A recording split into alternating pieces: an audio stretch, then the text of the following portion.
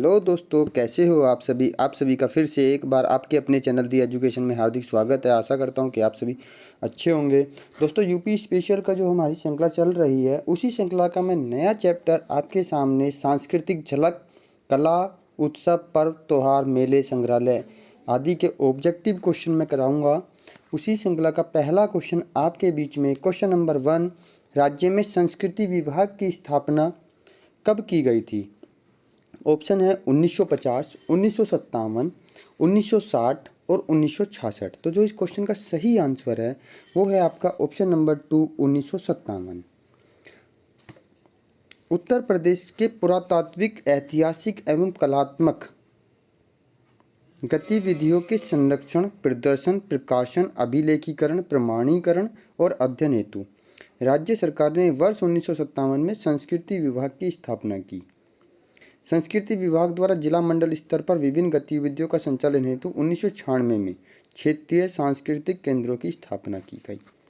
Question number 2, Bhatkhande संगीत संस्थान कहाँ है?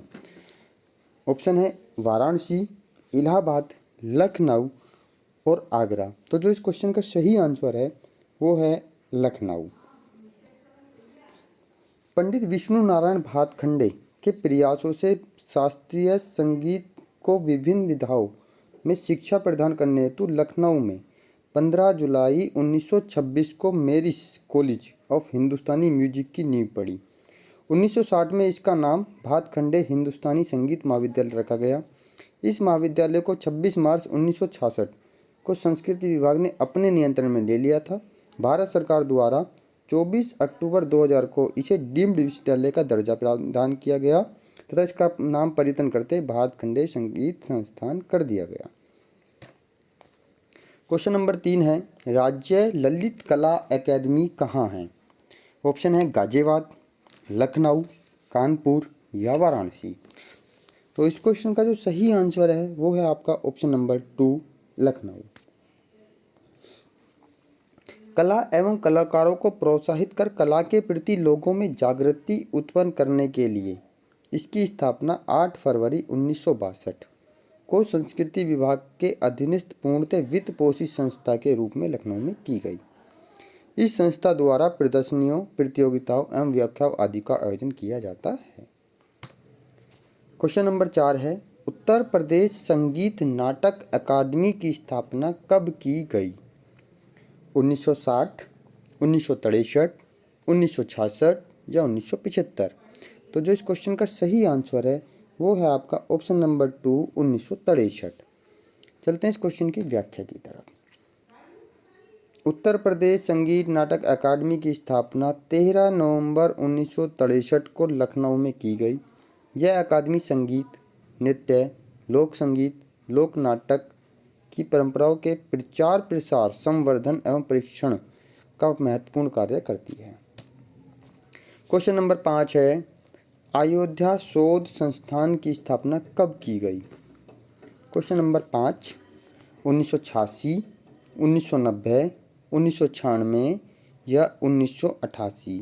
तो जो इस क्वेश्चन का सही आंसर है वो है आपका 1986।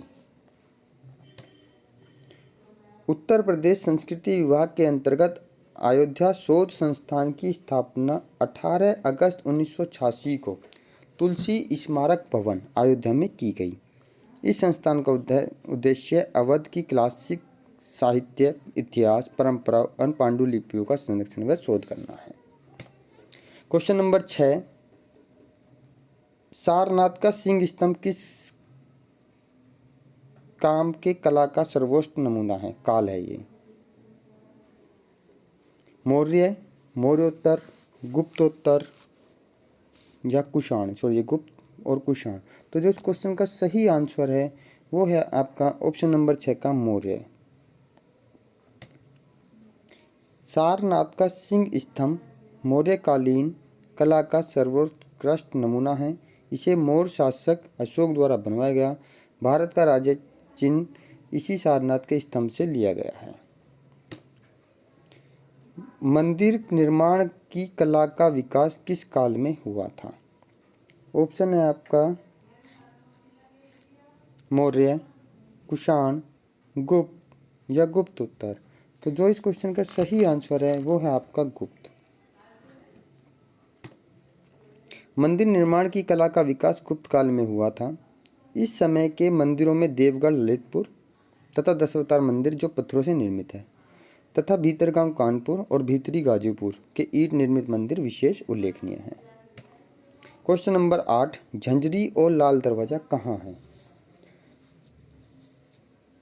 तो क्वेश्चन नंबर 8, लखनऊ, अलीगढ़, आगरा या जौनपुर? तो जो इस क्वेश्चन का सही आंसर है वो है आपका जौनपुर। मध्यकाल के प्रारंभ में राज्य के जौनपुर जनपद को शकी शासकों के संरक्षण में स्थापत्य की शकी शैली का विकास हुआ। यहाँ के निर्माणों में अटाला मस्जिद, खालिश मुजलिस, झंझरी और लाल दरवाज़ा मुख्य हैं। शकी शासक इब्राहिम शर्की द्वारा 1408 ईस्वी में अटाला मस्जिद का निर्माण कराया गया था। आसूफ-उद-दौला का इमाम बाड़ा कहाँ है? लखनऊ, दिल्ली, आगरा या बहराइच? तो जो इस क्वेश्चन का सही आंसर है वो है आपका लखनऊ। आसूफ-उद-दौला का इमामबाड़ा लखनऊ में स्थित है जो अपने मेहराबदार हॉल, जिसे विशुद्ध लखनऊ कला शैली का नमूना माना जाता है, के लिए प्रसिद्ध है। लखनऊ की अन्य इमारतें इस प्रकार हैं: केसरबाग स्थित मकबरा, लाल बारादरी रेजिडेंसी, रूमी दरवाज़ा, छतर मंजिल, हुसैनाबाद का इमामबाड़ा, दिलकुश उद्यान, शाहनजफ हुसैनाबाद का मकबरा एवं केसर स्थित महल इत्यादि। मध्यकाल में उत्तर प्रदेश की प्रमुख चित्रकला शैली थी लखनऊ, आगरा, इलाहाबाद या मथुरा? तो जो इस क्वेश्चन का सही आंसर है वो है आपका आगरा। मध्यकाल में उत्तर प्रदेश की चित्रकला शैली आगरा शैली थी, जिसे मुगल शैली भी कहते हैं। इसकी नींव हुमायूं द्वारा रखी गई थी। हुमायूं ही फारस से मीर सैयद अली और ख्वाजा अब्दुल समद द्वारा नामक चित्रकार को अपने साथ भारत लाया था। अब्दुल समद के चित्र गुलशन चित्रावली में संकलित हैं।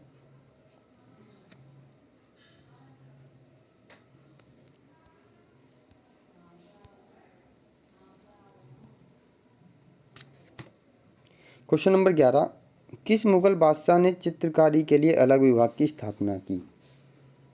हुमायूं, अकबर, जहांगीर या शाहजहां? तो जो इस क्वेश्चन का सही आंसर है वो है आपका अकबर।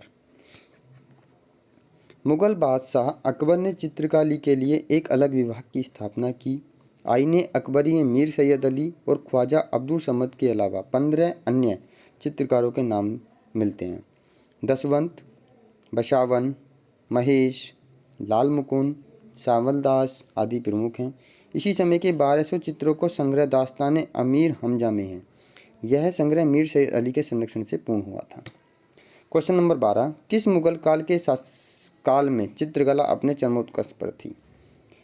हुमायूं, अकबर, जहांगीर या शाहजहां? तो जो इस क्वेश्चन का सही आंसर है वो है जहांगीर। जहांगीर के समय मुगल चित्रकला अपने चरमोत्कर्ष पर थी। इसका काल मुगल काल चित्रकला का स्वर्णिम काल माना जाता है।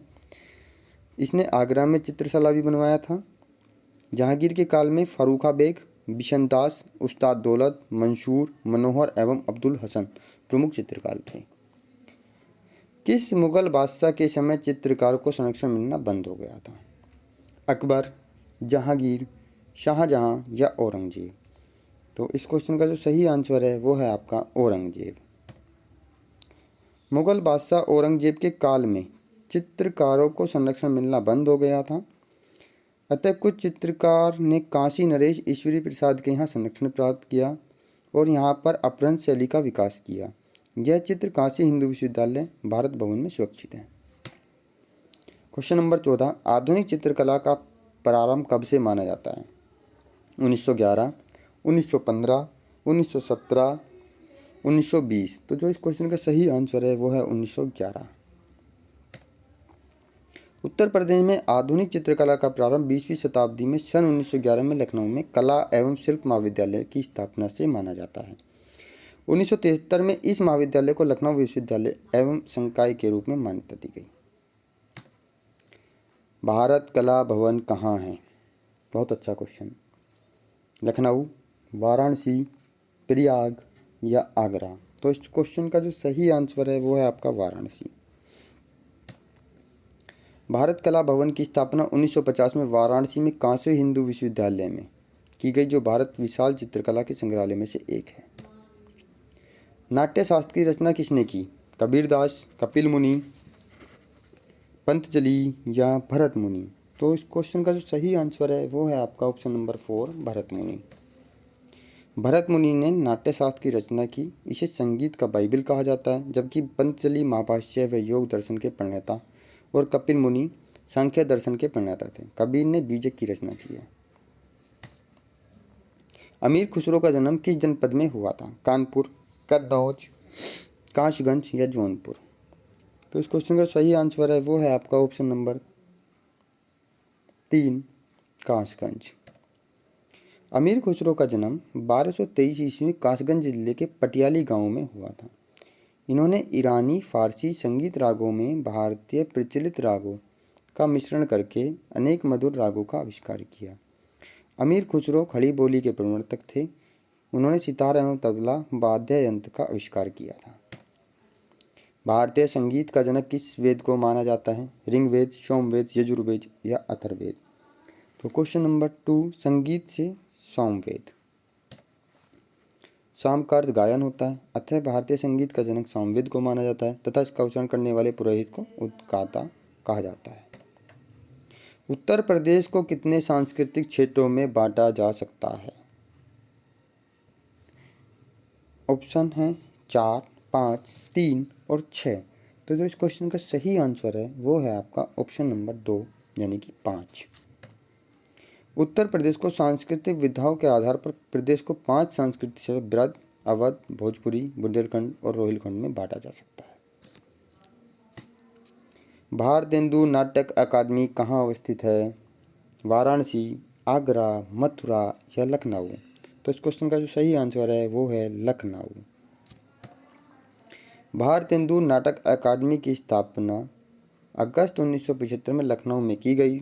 इस अकादमी का उद्देश्य हिंदी भाषी प्रांतों में प्रतिभावान आकांक्षी युवक युवतियों को नाट्य कला में प्रशिक्षण देना है। दोस्तों, ये श्रृंखला अगर आपको पसंद आई हो तो इसे शेयर करें, लाइक करें और सब्सक्राइब करें। जय हिंद, जय भारत।